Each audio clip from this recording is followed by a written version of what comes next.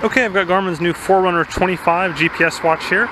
This builds on the existing Forerunner 15 watch by adding Bluetooth smart connectivity. This is kind of their basic GPS watch, so it does speed and pace and distance, but now it also does activity tracking as well as Bluetooth smart connectivity to your phone, so you can upload your workouts right as you complete them, and also do live tracking too.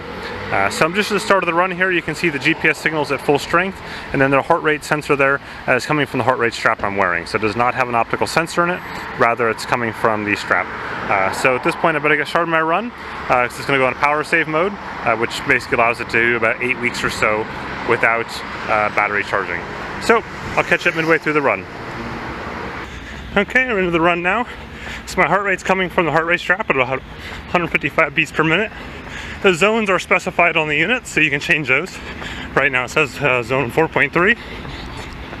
I can go ahead and change the data screen, so there's the time and the mileage, 440 for 0.62 miles. And there's my pace, kind of a steady 720 for 57 calories. So what's interesting here is I'm just going into the tunnel, so I'm interested to see if the pace drops out or not. In theory, the unit will use accelerometers, so it'll give me a steady pace even though I don't have a GPS.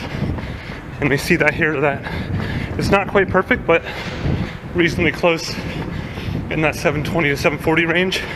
And of course, me holding my hand up also means that it kind of messes with that pace because it is accelerometer based. So let's catch up a little later in the run. Okay, so here we are a bit later in the run, about 4 or so miles into it. What I'm going to do is show you the watch here. Change it first from heart rate screen. Press the down key. That's time and distance. There's the pace screen. So I'm cooking along about 7:35 a mile. What I'm going to do is just kind of sprint here and show you the change in pace. Now keep in mind that most of the new Garmin watches, actually all the new Garmin watches, show pace in 5-second increments and just rounds up from there. So with that, let's get started, and then I'll stop right at the end.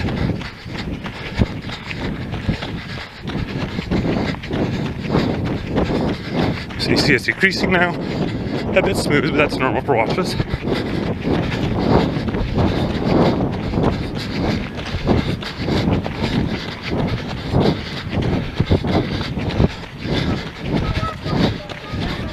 I'm guessing that's about the pace I'm going right now, so I'm gonna go ahead and stop. And we'll see how long it takes to set back to 0. So there we go. That quick. Let's get running again.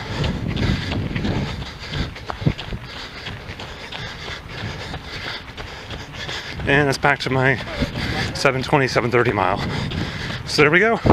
Just a quick look at the pace. Let's wrap up once we get to the end of the run. Okay, we just finished up the run there. Now we've got here is these summary screens. So my total time for the run was 40 minutes and 29 seconds, a distance of 5.39 miles. Pace is at 5:31, that's the average, and the calories at 613. If I go ahead and press the down button, I can see the rest there. Average heart rate using the heart rate strap, 156, which has its predefined zones of 4.2. I wouldn't really use those zones, I would customize them myself, but that's just the defaults. I press down again, I get my lap summaries. In my case, I used automatic lap, or auto lap, as that was set for every 1 mile. And you see there are my different times, and then the distances for each one of those laps. I could also do manual laps as well, so I could have just simply pressed the button and trigger lap for each lap automatically. And then finally the bottom, just the rest of the laps. And I'm back to the top. So again, that distance is 5:39 here on the Forerunner 25. If I switch wrists, I also had on me the 920 XT and the Forerunner 225.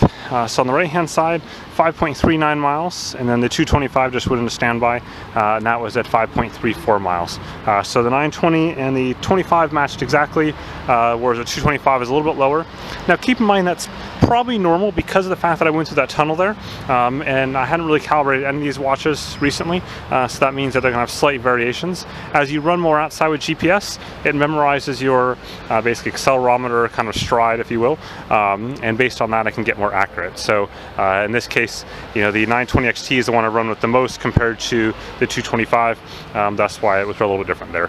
Still, you're talking less than 1% difference between all these watches, which is pretty darn good.